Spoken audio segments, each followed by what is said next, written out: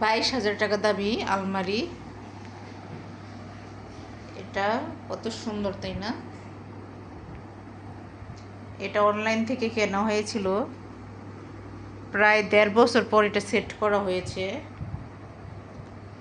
সেজন্য একদম নতুনের মতোই লাগছে। এটা কিন্তু চেন সিস্টেম, চেন খুলে খুলে এভাবে কাপড়টা রেখে আবার চেন লাগিয়ে রাখা যায় আর কি।